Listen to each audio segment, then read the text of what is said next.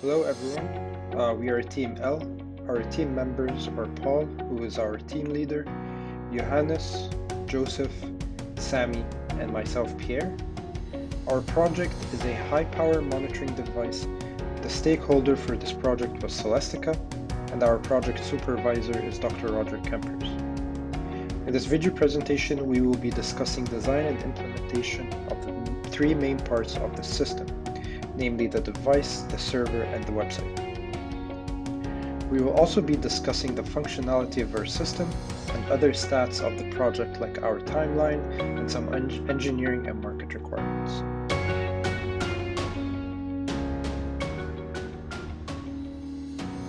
The main problem our stakeholder is facing is that a lot of money has been spent on keeping all electrical equipment running, and this needed to be reduced. They needed a way to monitor power consumption and identify where the largest energy draw was at any given time of day. This would allow for a reduction in overall consumption. Cost savings in large facilities are always being looked for, even in the smallest of power-consuming devices. So now you may ask, why not choose the other products available in the market? As you can see here on Amazon, the most sold power meter is this power meter. And when we look at it, this power meter doesn't have any Wi-Fi capability, neither can it measure three-phase system, nor can it work in a mesh system. And furthermore, our microcontroller can be programmed and we can change its input voltage so it can work with variations of voltage from 110 volts to 1000 kilovolts. Our initial plan was to create a device that could connect uninvasively to any of the high-powered devices and send data over Wi-Fi. The data would then be collected by the server and parsed into a usable form. The server would also host a website that allows for configuration and viewing data. Finally, an email would be sent out at a user-defined time containing high-level information. On the engineering side, this product must provide real-time monitoring of power consumption in a high-power three-phase setting. It must work on a wide range of voltage inputs, identify power draw characteristics, as well as recognize patterns and anomalies in power consumption. And lastly, calculate accurate power consumption and provide saving opportunities based on the data gathered. On the market side, this product must be easy to use and install, non-invasive in order to comply with IEEE standards, and low cost compared to other products in order to make up for the low bar of competition. The system overview, which contains four main components. The first components are high voltage power machines that are used in industries, which will be connected to the female plug on our device. And the second part is our device, the HVPM, which will be collect information about the power usage of the machines and send the data to Raspberry Pi server through Wi-Fi, which is built in its microcontroller. Plus, it will display live data on the screen for users to see. The third part is the server itself, which will be store all incoming data from our device and process output data for users to see and understand it easily, and we will update users by email if there is update information. And the last part is the website, which enables customers to add more than one devices. They can check their power usage anytime from computers and mobile phones.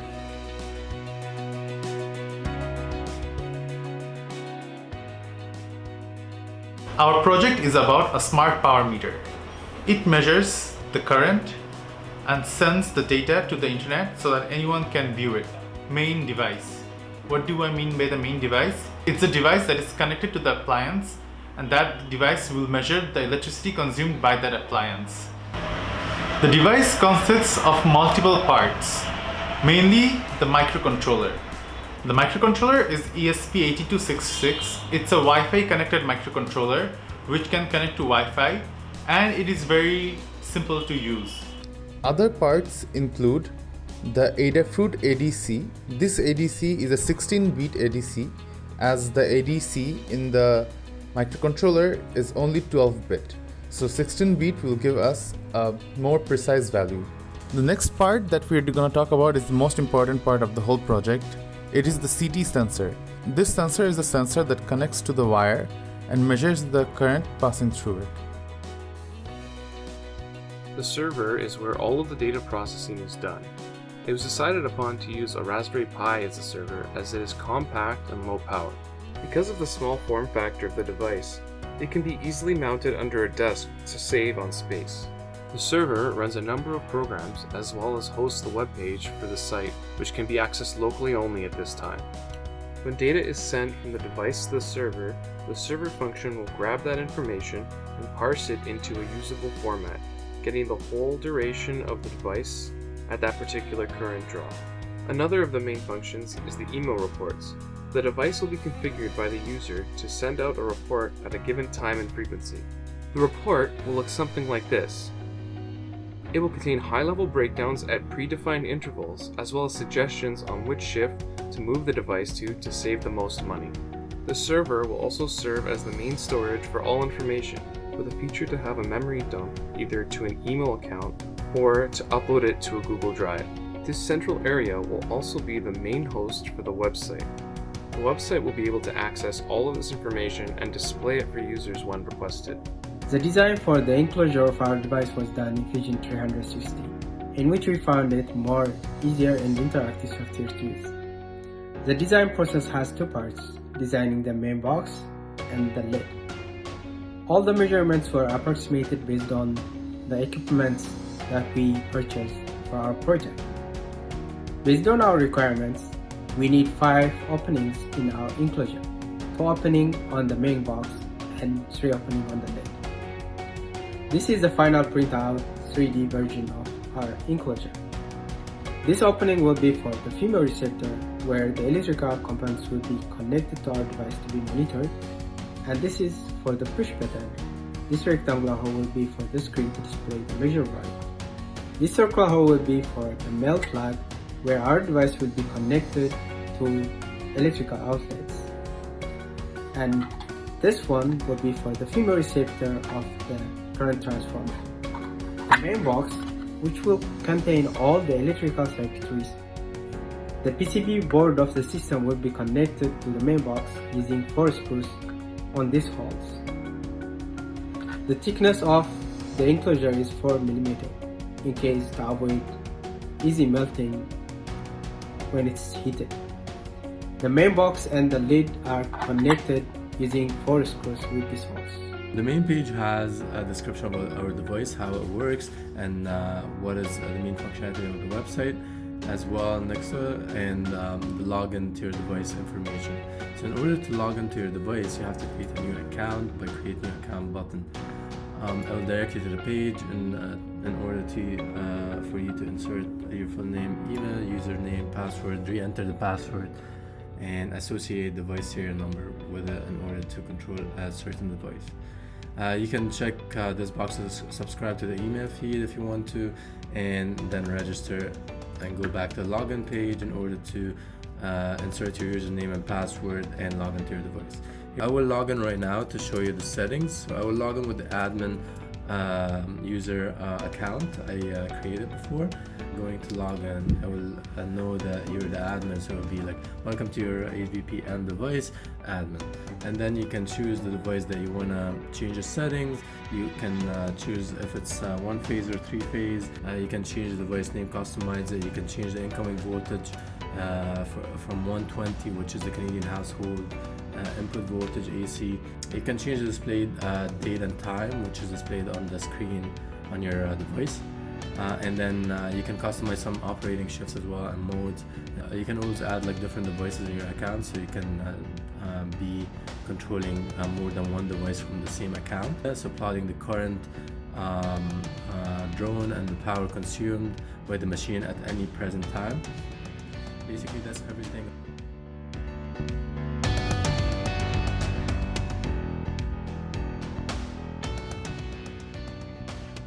To test our software and server, we needed to ensure data was sent from our device to the server in real time. We also had to test our system against unexpected events such as power loss, as well as test the data outputs of our software to make sure it is being correctly processed in order to give the right results, and make sure this data was provided in reports sent out to our users via email.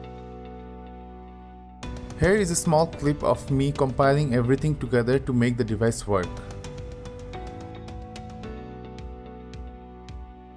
After the device is built, I'm going to plug it into the computer and upload the code.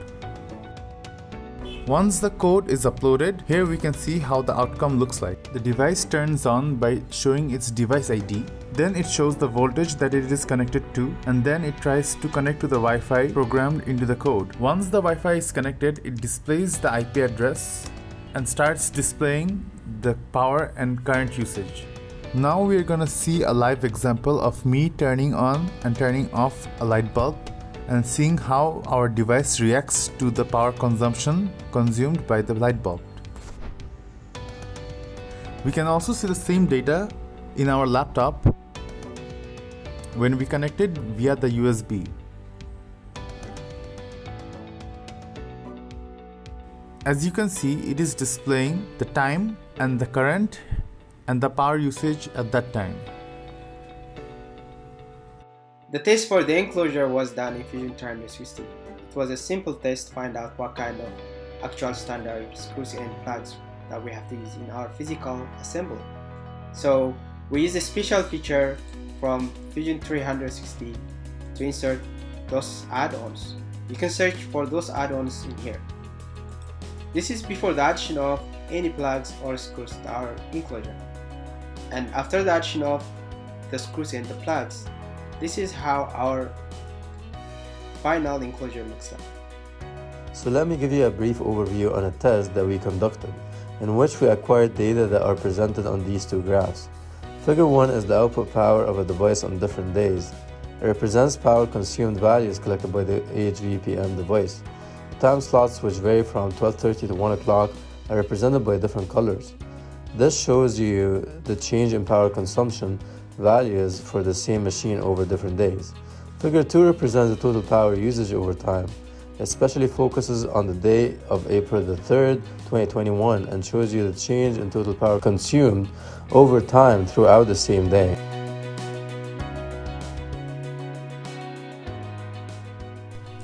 All of the parts that were required to complete this project were purchased by the stakeholder and are listed here. The main parts are highlighted in green. These include the Wi-Fi development board, the split-core current transformer, which gets current information and sends it to the Wi-Fi development board, and the server, which is a Raspberry Pi microcomputer, which will take all the information from the Wi-Fi board. We were able to get everything that was needed to complete this project on time. Here are the totals for the device, the main device by itself and with the server. These prices can be reduced by using bulk parts. As for the timeline of our project, we broke it down to the following stages. The first stage is research and conceptualization, where we looked into the literature, studied other similar projects, and talked to our stakeholder to finalize our design requirements. This was done by mid-November, while taking into account that we were also tasked with finding our own stakeholder and project. Then started the preliminary design stage. During this stage, the scope of our project was finalized, taking into consideration budget, time, and feasibility restraints.